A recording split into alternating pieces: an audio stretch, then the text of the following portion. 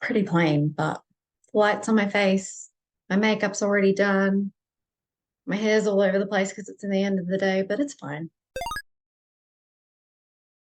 Hey legends, this is I Am Manifestation. I'm your conscious manifestation coach, Cerise, and I help you get out of your own way so you can manifest your version of an awesome fucking life. I just realized I don't have a microphone plugged in. In today's video, I wanted to talk about taking your manifestation off the pedestal. What does it really mean? How to do it? That's about the gist. So many people are constantly overcomplicating so many aspects of conscious manifestation. It's just another one of those things within conscious manifestation that has been completely overcomplicated. And a lot of that comes down to the fact that, particularly in the law of assumption, the people who seem to find that law of assumption is the concept or manual for manifestation that they resonate with the most is because it talks about thoughts, and it tends to be overthinking, analytical people who find the idea that it's your thoughts and your subconscious beliefs that manifest a relief. I'm one of those people. As I've spoken about in the video that I'll put here about thoughts versus feelings and what manifests out of the two of them, feelings can play a part in making the process easier, but when the law of attraction, at least when I was looking into actively trying to understand conscious manifestation, and coming across all this law of attraction concept or manual of manifestation, it kind of seemed to me if you couldn't feel positive all the time or get into the feeling of already having the thing you wanted, which, like, how the fuck do you know if you've never had it before, what it feels like? And how do you get into the, like, just switch it on? So yeah, knowing that it's your thoughts and your subconscious beliefs that manifest is a relief to people who couldn't just switch on belief as easily as people who tend to resonate more with the law of attraction manual of conscious manifestation. Yet another tangent. However, the point is people who tend to resonate with the law of assumption are overthinkers. And so a lot of you are overthinking taking your manifestation off the pedestal. So it's actually really simple. This might be a very short video, but in saying that, a lot of the things I make videos on could be really short and tangents.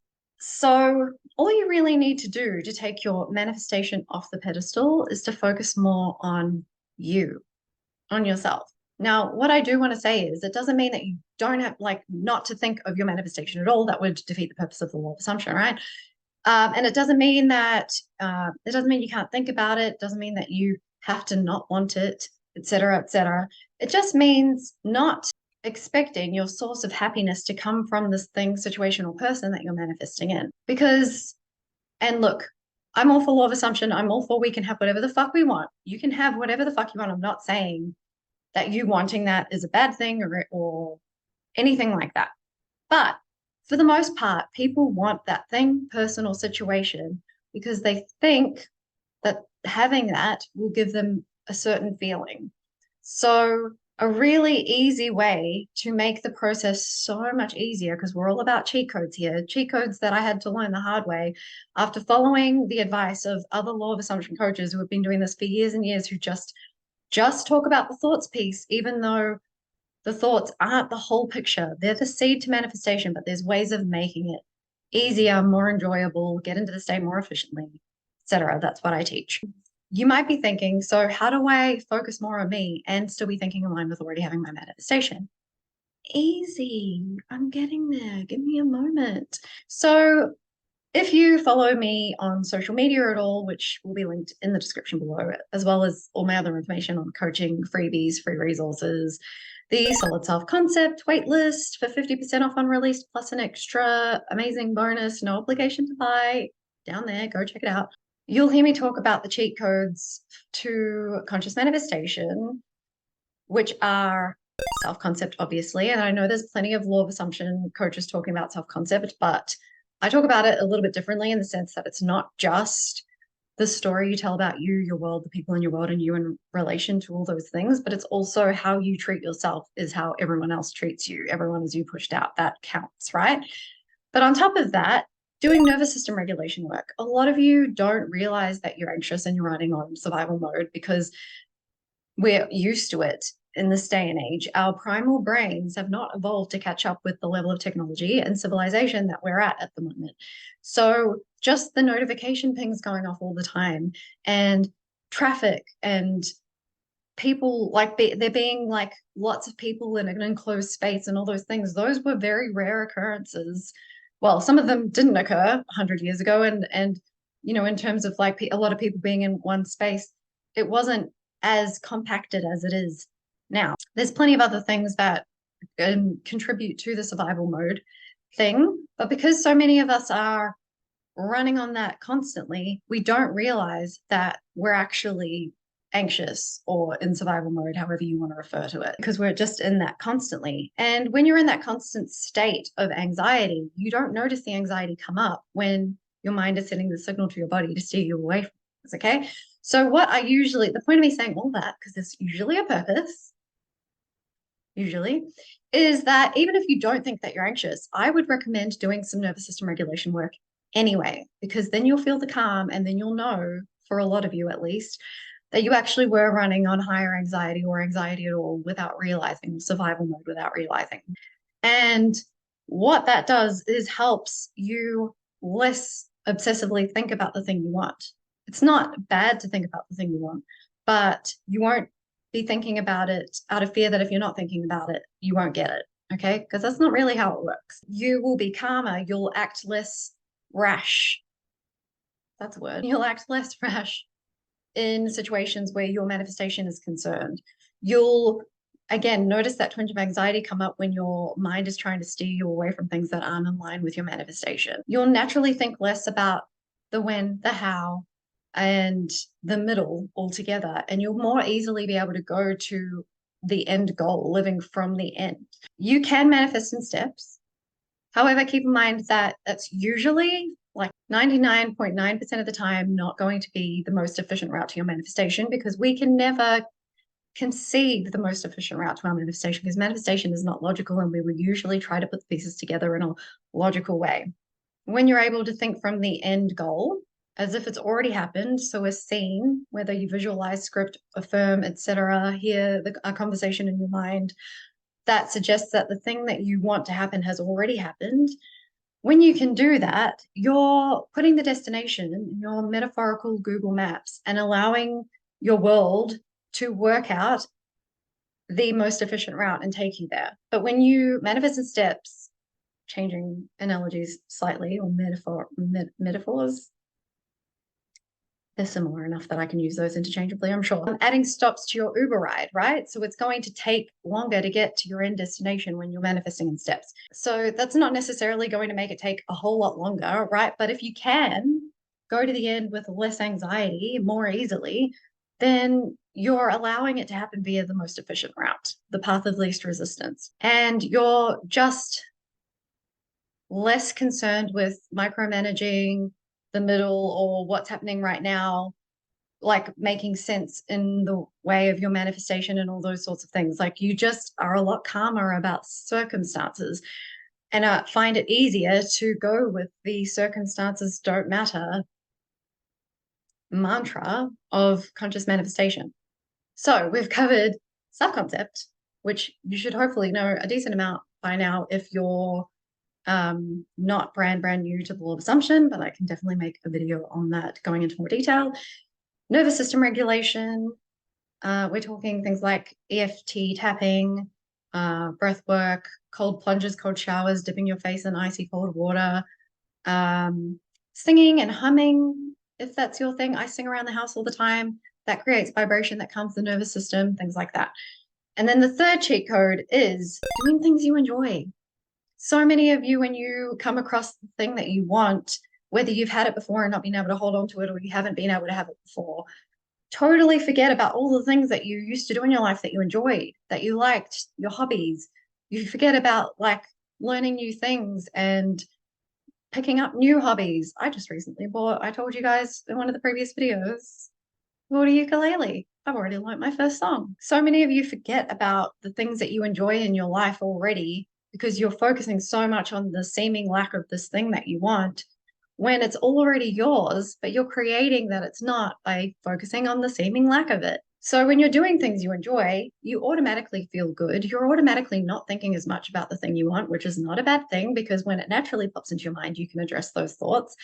The thoughts that do naturally pop into your mind are going to be more often favorable than if you weren't doing all these other things that I'm suggesting. And if we want to get into the neuroscience, you then start to associate the thoughts of the thing you want when they naturally pop into your mind. When you're feeling good doing the things that feel good things, and your nervous system is calm, you're automatically neurons that fire together, wire together, right?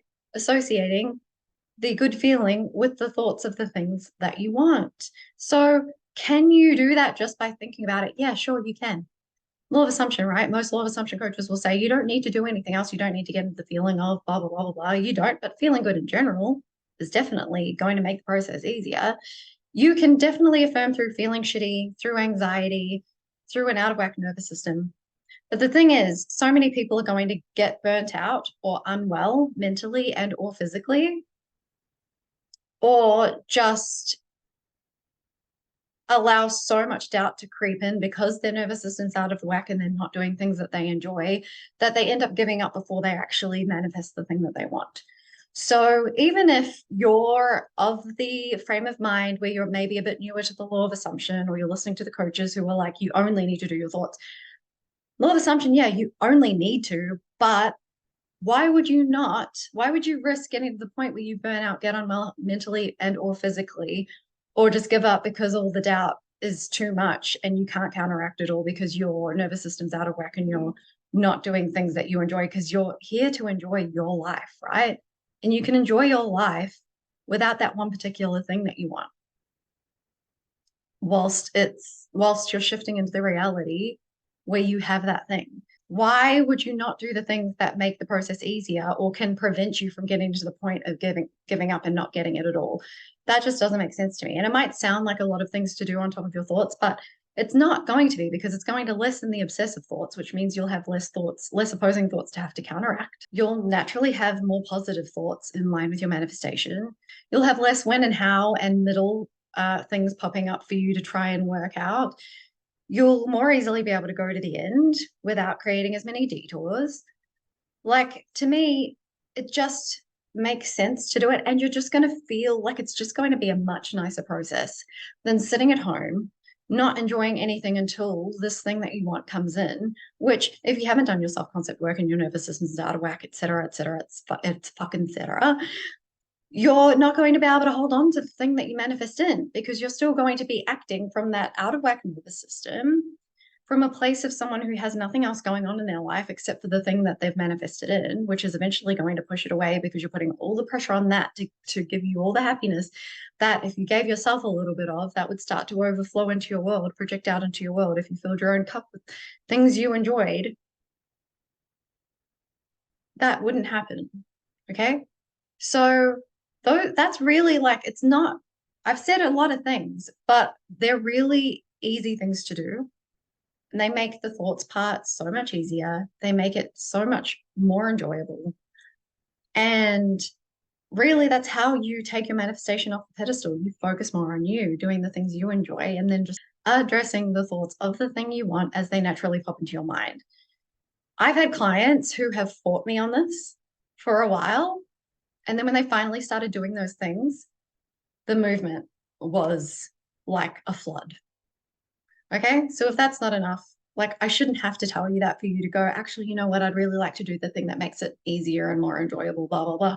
But if that's not enough, then I have clients who have seen movement start to flood in once they've finally stopped digging their heels in and going, oh, but law of assumption, I only need to worry about my thoughts, and getting over the fear of, if they're not thinking about their manifestation 100% of the time, they're not going to get it, which again, that fear dissipates, minimizes greatly when you do the nervous system regulation work, things you enjoy, and work on your self-concept. When they stop digging their heels in and they finally just do it because they're getting to a point where they're like, fuck, I've been at this for a while. Maybe I should try something else. Maybe I should try what Cerise is suggesting. The movement starts flooding in. And then they email me and they're like, I can't believe that when I stopped focusing all my time and energy on the thing I wanted, I started seeing it. It's not because you're not thinking about it as much. It's that you're not thinking as many opposing thoughts, and those opposing thoughts and that disbelief creating that dam that I always talk about, that's stopping the flow of your manifestations from coming through, that you're inherently allowed to have, that you only haven't had or been able to hold on to because of the dam of disbelief and opposing thoughts, you're not having as many of those opposing thoughts reinforcing that dam to have to counteract, because you don't have to believe, you just have to not disbelieve. It's the disbelief creating a dam.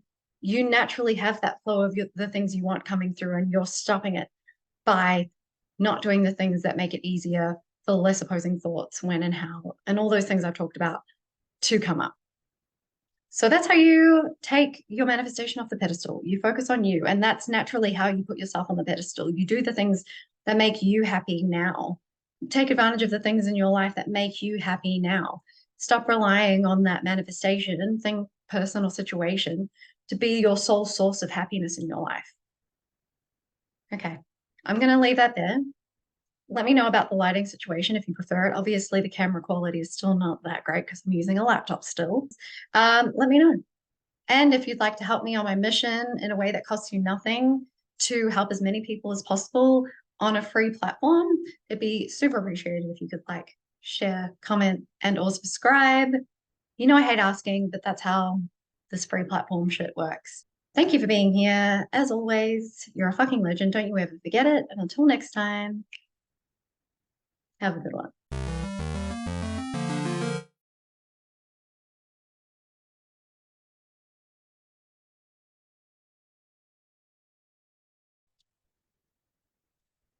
Yeah.